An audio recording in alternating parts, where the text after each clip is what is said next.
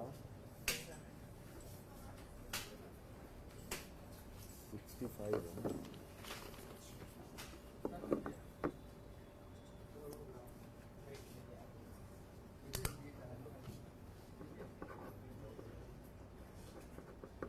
यही था ना? हाँ, ये राउंड फिगर है 65 राउंड फिगर ठीक है, 64 समथिंग था। ठीक है। बताना भैया।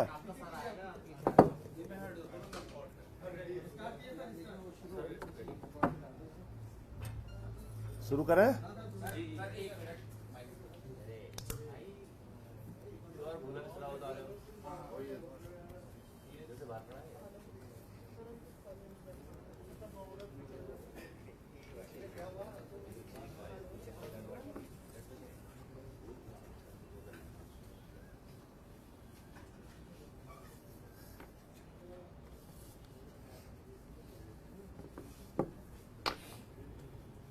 जल्दी जल्दी कर दीजिए।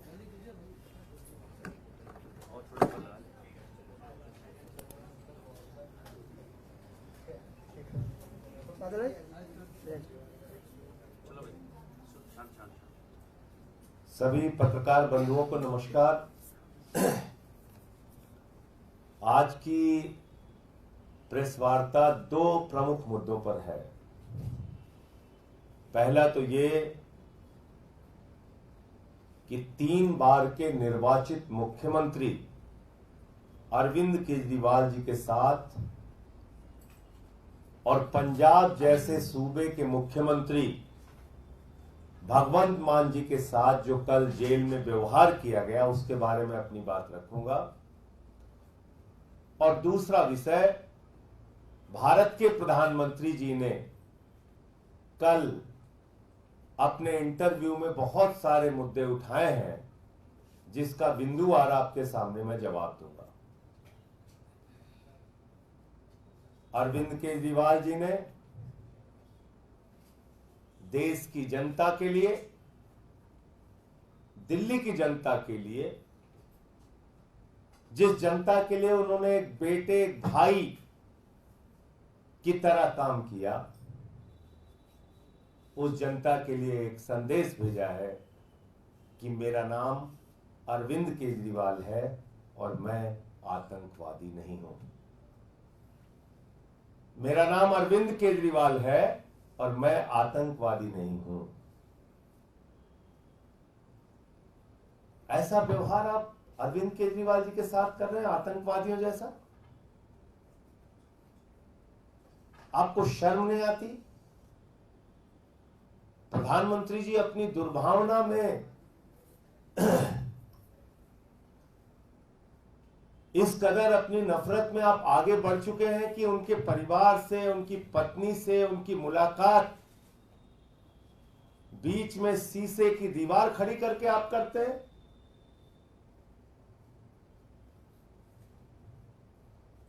पंजाब जैसे सूबे के मुख्यमंत्री, जिनको Z+ श्रेणी की सुरक्षा प्राप्त है, दिल्ली के 3 बार के निर्वाचित मुख्यमंत्री की मुलाकात आप शीशे की दीवार खड़ी करके कराते हैं। भारतीय जनता पार्टी ने,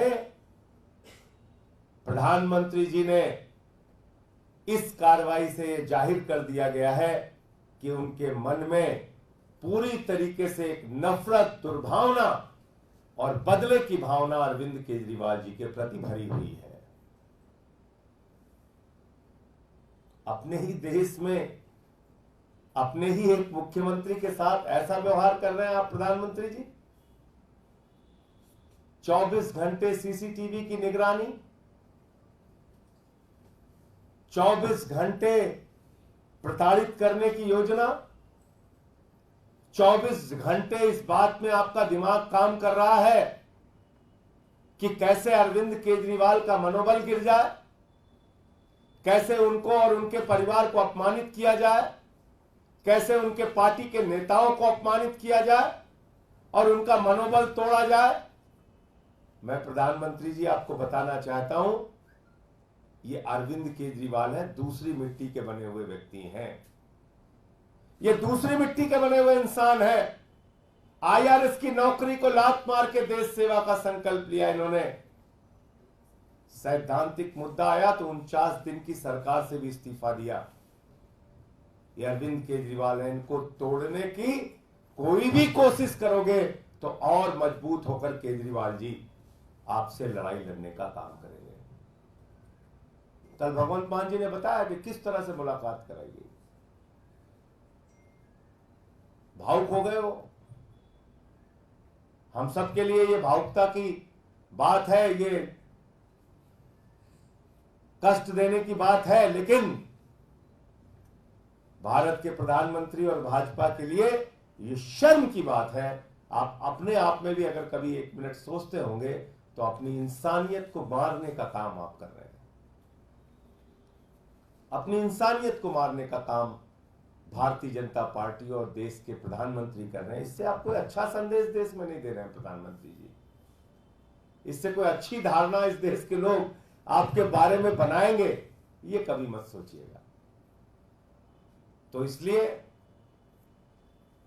जो कुछ जेल में केजरीवाल जी के साथ हो रहा है, आम आदमी पार्टी उसकी भर्त्सना करती है और ये कृत्य हिटलर शाही का कृत्य है, तानाशाही का कृत्य है और केजरीवाल जी को तोड़ने की मंशा है। लेकिन केजरीवाल टूटेगा नहीं, केजरीवाल झुकेगा नहीं, केजरीवाल लड़ा है, केजरीवाल लड़ेगा और दिल्ली की जनता के लिए काम करते रहे हैं, काम करते रहेंगे। अब दूसरा विषय, कल भारत के प्रधानमंत्री आदरणीय नरेंद्र मोदी जी ने एक इंटरव्यू दिया, काफी विस्तार से इंटरव्यू दिया। लेकिन उस इंटरव्यू में जो सबसे ज्यादा हैरान करने वाली बात थी, जो सबसे ज्यादा चौंकाने वाली बात थी कि भारत की आजादी के बाद देश का एक प्रधानमंत्री आजादी के बाद के हुए सबसे बड़े महाघोटाले को खुलेआम डिफेंड कर रहा है। भारत के प्रधानमंत्री इलेक्टोरल बॉन्ड के द्वारा भारतीय जनता पार्टी के द्वारा ली गई रिश्वत को, इलेक्टोरल बॉन्ड के महाघोटाले को, जिसमें सर से लेकर पांव तक भारतीय जनता पार्टी डूबी हुई है, उस घोटाले और उस भ्रष्टाचार को देश के प्रधानमंत्री डिफेंड कर रहे हैं। देश के प्रधानमंत्री उसके पक्ष में खड़े हो गए। इलेक्टोरल बॉन्ड पे किसने निर्णय दिया? इलेक्टोरल बॉन्ड को किसने अनकॉन्स्टिट्यूशनल कहा? इलेक्टोरल बॉन्ड को किसने अवैध कहा? किसी पॉलिटिकल पार्टी में ने नहीं कहा प्रधानमंत्री जी। भारत के सर्वोच्च न्यायालय के 5 जजों की खंडपीठ ने कहा, सर्वोच्च न्यायालय के 5 जजों की खंडपीठ ने कहा कि इलेक्टोरल बॉन्ड असंवैधानिक है और अवैध है। आपने सुप्रीम कोर्ट का भी अपमान किया। भारत के प्रधानमंत्री को देश के सुप्रीम कोर्ट से माफी मांगनी चाहिए। भारत के प्रधानमंत्री को सुप्रीम कोर्ट के फैसले की आलोचना करने के लिए और इलेक्टोरल बॉन्ड के भारतीय जनता पार्टी के भ्रष्टाचार को डिफेंड करने के लिए इस देश की जनता से माफी मांगनी चाहिए। खुलेआम आपकी पार्टी ने रिश्वत लिया। 3 बार आपने प्रयास किया कि ये घोटाला खुलने ना पाए। वो तो धन्यवाद है सर्वोच्च न्यायालय का कि उन्होंने कहा नहीं, देश के सामने जाहिर करो किस कंपनी ने तुम्हें कितना पैसा, कितना रिश्वत, कितना घोटाले का रकम आपको दिया है। और जब पता चला तो देश के सामने पूरा सच बीजेपी का आया। इस देश की आजादी के बाद मैं बार बार कहता हूं, देश की सबसे भ्रष्ट पार्टी का नाम है भारतीय जनता पार्टी। देश की सबसे भ्रष्ट सरकार का नाम है बीजेपी सरकार। और यह तो प्रमाणित हो गया। खुद प्रधानमंत्री डिफेंड कर रहे हैं, इलेक्टोरल बॉन्ड को डिफेंड कर रहे हैं, सुप्रीम कोर्ट के ऑर्डर के खिलाफ बोल रहे हैं प्रधानमंत्री। ये हैरान करने वाली बात है। और कैमरे पे प्रधानमंत्री झूठ बोल रहे हैं। हालांकि झूठ बोलने में बीजेपी को महारत है, इसमें मुझे कोई आश्चर्य नहीं है। उनकी पार्टी का नाम ही है भारतीय झूठा पार्टी। लेकिन आप देखिए, प्रधानमंत्री कह रहे हैं अरे हमें तो इतना ही पैसा मिला, उतना ही पैसा मिला। नहीं मान्यवर, आपकी अकेली पार्टी को 65% धन मिला है। 65% इलेक्टोरल बॉन्ड के 65% रिश्वत अकेले बीजेपी को मिली है। इलेक्टोरल बॉन्ड के जरिए 65% इलेक्टोरल बॉन्ड के जरिए 65% की धनराशि, रिश्वत की रकम अकेले भारतीय जनता पार्टी को मिली है। और आपका तो मनी ट्रेल भी पकड़ लिया गया। शराब घोटाले के मुख्य घोटालेबाज शरद रेड्डी से 60 करोड़ रुपए भारतीय जनता पार्टी ने लिया है। शराब घोटाले में तो आप शामिल हैं प्रधानमंत्री जी, आपकी पार्टी शामिल है। रिश्वत तो आप लोगों ने ली है। और इतनी सारी कंपनियों की डिटेल आ गए, अब भी आप बेशर्मी से डिफेंड कर रहे हैं। आज कंपनी से आप रिश्वत ले रहे हैं, कल आप उसको ठेका दे रहे हैं, आज रिश्वत ले रहे हैं, कल ठेका दे रहे हैं, आज रिश्वत ले रहे हैं, कल ठेका दे रहे हैं, आज रिश्वत ले रहे हैं, 10 दिन बाद ठेका दे रहे हैं। ये संयोग है या दुर्योग है प्रधानमंत्री जी? ये संयोग है या दुर्योग है?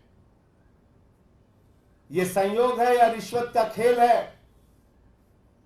ये संयोग है या भ्रष्टाचार का खुला खेल है? इस देश की जनता को बताइए। आपने ईडी के छापे मरवाए, सीबीआई के छापे मरवाए, और जिन कंपनियों पे ईडी और सीबीआई के छापे मरवाए उन्हीं कंपनियों से आपकी पार्टी ने चंदा लिया, भारतीय जनता पार्टी ने। फिर भी आप बेशर्मी से उसको डिफेंड कर रहे हैं। कितने प्रमाण चाहिए ईडी को? कितने प्रमाण चाहिए सीबीआई को? कितने प्रमाण चाहिए जांच एजेंसियों को? अब तक भारतीय जनता पार्टी के नेताओं से पूछताछ क्यों नहीं हुई? इलेक्टोरल बॉन्ड देने वाली कंपनियों से पूछताछ क्यों नहीं हुई?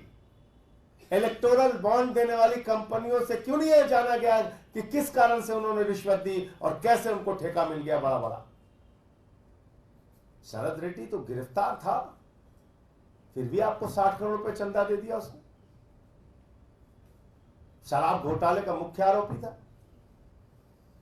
और यह भी साबित कर दिया प्रधानमंत्री जी ने कि 10 साल में प्रधानमंत्री जी ने इस देश की जनता के लिए कोई काम नहीं किया। बेरोजगारी पे कुछ नहीं बोले प्रधानमंत्री जी। जिस बेरोजगारी से देश का युवा कराह रहा है, उस बेरोजगारी पे प्रधानमंत्री जी नहीं बोलते। महंगाई पर कुछ नहीं बोले प्रधानमंत्री जी। गैस का सिलेंडर हो, पेट्रोल का दाम हो, डीजल का दाम हो, सरसों के तेल का दाम हो, आपके शासनकाल में आसमान पे पहुंच गए। लेकिन आपने एक शब्द महंगाई के सवाल पर नहीं बोला। जिससे गरीब की कमर टूट गई, उस महंगाई के सवाल पे आप चुप रहे। आपने अग्निवीर के सवाल पे कुछ नहीं बोला। आपने एमएसपी का सवाल, जिसके कारण 750 किसानों ने अपनी शहादत दी, उस सवाल पे कुछ नहीं बोला। क्या हुआ? 2 गुना आय का किसानों के? पक्के मकान का क्या हुआ? काले धन का क्या हुआ? 15 लाख करोड़ रुपए आपने अपने पूंजीपति मित्रों का माफ कर दिया। 3,53,000 करोड़ रुपए सेटलमेंट के जरिए आपने अपने चंद पूंजीपति मित्रों का माफ कर दिया। देश की जनता के हिस्से में सिर्फ 5 किलो राशि। आपके मित्रों को 2.5 लाख करोड़ रुपए का कर्जा, हजारों हजार करोड़ रुपए बैंकों का लूट के विदेशों में बैठ के भारत की व्यवस्था को चिढ़ा रहे हैं। इस पे आप प्रधानमंत्री जी कुछ नहीं बोलेंगे। तो इसलिए कल की जो उनकी बातचीत थी, जो उनका इंटरव्यू था, उसने भारत की जनता को, 140 करोड़ लोगों को निराश किया है। और प्रधानमंत्री जी के और उनकी पार्टी के चेहरे को पूरे देश के सामने बेनकाब किया है। किसी भी ऐसे सवाल पे जिस पे उन्होंने देश की जनता से वादा किया था, एक भी जवाब उन्होंने नहीं दिया, एक भी बात उन्होंने नहीं की। तो इलेक्शन कमीशन की नियुक्ति पे बोले प्रधानमंत्री जी। इलेक्शन कमीशन की नियुक्ति पर सुप्रीम कोर्ट का फैसला था और कह रहे हैं पहले के इलेक्शन कमीशन वैसे थे, पहले के इलेक्शन। टीएन शेषन जी की आत्मा अगर आपकी बात को सुन रही होगी तो वो हंस रही होगी आप पे। प्रधानमंत्री जी, टीएन शेषन जी इस देश के मुख्य चुनाव आयुक्त थे और उस समय चाहे कांग्रेस पार्टी हो, चाहे भारतीय जनता पार्टी हो, चाहे उस समय की जितनी पार्टियां हैं, भले ही उनकी सख्ती के कारण नाराजगी उनमें रही हो, लेकिन किसी ने भी उनकी निष्ठा, उनकी ईमानदारी, उनके काम पे सवाल नहीं उठाया। देश की जनता ने कहा नहीं, ऐसा मुख्य चुनाव आयुक्त होना चाहिए। आप अपना जेबी चुनाव आयुक्त बनाना चाहते हैं, आप चुनाव आयोग में ऐसे लोगों को बिठाना चाहते हैं जो आपकी मर्जी से काम करें। उनकी नियुक्ति आप क्यों चाहते हैं? और क्या भारत के मुख्य न्यायाधीश पर भी आपको विश्वास नहीं? अगर कमेटी में कोई एक पॉलिटिकल पार्टी का व्यक्ति और बढ़ गया होता, मैं मान सकता हूं आपकी आपत्ति, ठीक है, होनी चाहिए कि लीडर ऑफ अपोजिशन के साथ कोई दूसरी पार्टी का व्यक्ति बढ़ जाता, कोई राजनीतिक व्यक्ति बढ़ जाता, उस पर आपकी आपत्ति तो जायज थी, समझ में आता है। भारत के मुख्य न्यायाधीश पे आपको भरोसा नहीं? कमेटी से आपने उनको भी बाहर कर दिया, अपना बहुमत बना लिया कमेटी में, अपने हिसाब से चुनाव आयुक्त आप नियुक्त करना चाहते हैं। ईडी सीबीआई के दुरुपयोग को आप डिफेंड कर रहे हैं, कह रहे हैं इतने परसेंट उतने परसेंट। किसको सिखा रहे हैं भाई, किसको सिखा रहे हैं? शराब घोटाले में 35 आरोपी हैं, कितनों की गिरफ्तारी हुई है बता दीजिए, कितने लोग जेल में हैं? राजनीतिक व्यक्ति 3-4 आप अंदर करते हैं, बाकी जो गैर राजनीतिक होते हैं उनको अप्रूवर बना के बाईपास करके छोड़ देते हैं। फिर कहते हैं देखिए हमने तो सिर्फ 3% नेताओं पे कार्रवाई की है। अच्छा, कुल कितनी कार्रवाई की है? कुल कितना कन्विक्शन रेट है ईडी का? 0.5%। इस देश की जनता को पता होना चाहिए 0.5% ईडी का कन्विक्शन रेट है। 8,000 छापेमारी की है उन्होंने 10 साल में। तो आप मुझे बताइए, आप ईडी सीबीआई की कार्रवाई को डिफेंड कर रहे हैं? आपकी तानाशाही को, आपके पार्टी के भ्रष्टाचार को इस देश की जनता अब जान चुकी है और यह भी जान चुकी है कि अब आप महंगाई पे नहीं बोलेंगे, अब आप किसानी पे भी नहीं बोलेंगे, अब आप बेरोजगारी के सवाल पे भी नहीं बोलेंगे। क्या ललकार के आप 14 के पहले कहते थे घर से निकलना तो सिलेंडर देख के जाना, इस बार तो आपने नहीं बोला प्रधानमंत्री जी। इस बार बोलिए किसी चुनावी रैली में, हम लोग प्रतीक्षा करेंगे कि घर से निकलना तो मोटरसाइकिल देख के जाना, घर से निकलना तो सिलेंडर देख के जाना। बोलिए इस बार एक चुनाव में बोलिए कि घर से निकलना तो अपने गेहूं को, अपने धान को देख के जाना। बोलिए, तो आपको सिखाएगा किसान इस देश का नौजवान, इस देश की माताएं बहनें जो महंगाई से, बेरोजगारी से, अपनी समस्याओं से, अपनी दुश्वारियों से जूझ रहे हैं। तो मुझे इतनी बात कहनी थी। आपका कोई प्रश्न हो तो आप पूछ सकते हैं। ईडी की कार्रवाई क्या बोल रहे हैं? उन्होंने कहा कि 97% केसेज उन लोगों के खिलाफ है जो गैर राजनीतिक है, इस पे भी कुछ सवाल क्यों उठा रहे हैं? तो मैं तो एक छोटा सा उदाहरण दिया ना, आप दिल्ली के एक्साइज पॉलिसी का मामला देख लीजिए। इसमें आपको मेन टारगेट क्या है, मेन मकसद क्या है? आम आदमी पार्टी को बर्बाद करना। और इसमें गैर राजनीतिक व्यक्तियों की गिरफ्तारियां तो ज्यादा है, 35 आरोपी हैं इसमें। और राजनीतिक व्यक्ति में अरविंद केजरीवाल हो गए, मनीष सिसोदिया हो गए, संजय सिंह हो गए और के कविता हो गई, 4। तो 31 तो गैर राजनीतिक हो गए ना। तो ये आंकड़ों का खेल किसके साथ खेल रहे हैं आप? किसको मूर्ख बना रहे हैं? एक केस आप बनाते हैं हेमंत सोरेन को टारगेट करने के लिए, उसमें आपने 50 लोगों पे कार्रवाई कर दी। फिर कहेंगे देखिए देखिए साहब, 49 तो गैर राजनीतिक है, 1 राजनीतिक है। गलत तो नहीं कह रहा हूं, अगर कोई आपको इस पे मेरी बात में गलत लग रहा हो तो पूछिए मुझसे। टारगेट होता है पॉलिटिकल व्यक्ति, जो राजनीतिक व्यक्ति है, जिसकी पार्टी को तोड़ना है, उसकी आड़ में आप 100 गैर राजनीतिक लोगों को गिरफ्तार कर लेते हैं। फिर कहते हैं देखिए साहब, हमने तो एक ही आदमी पे कार्रवाई की है, बाकी 99 तो गैर राजनीतिक है। ये आंकड़ों की बाजीगरी है, खेल है। वो तो कह रहे हैं कि हमको सिर्फ पता नहीं कितना 37% कंपनियों ने 37% कंपनियों ने चंदा दिया। कंपनियां आपसे कौन पूछ रहा है? कंपनियां कौन पूछ रहा है आपसे? आपसे तो ये पूछ रहा है कि जिस कंपनी को आपने ठेका दिया, उसके पहले उससे आपने रिश्वत कैसे ली? जिस कंपनी पे आपने ईडी सीबीआई के छापेमारी करवाई, आपकी एजेंसियों को पता था कि इन्होंने घोटाला किया है, उससे आपने चंदा कैसे लिया? और चंदा आपने 65% लिया है और गिना रहे हैं आप कंपनियां। मतलब एक आदमी को एक कंपनी से 1000 रुपए मिला और एक आदमी को 10 कंपनियों से मिला के 100 रुपए मिला, 10-10 रुपए सबने दे दिया।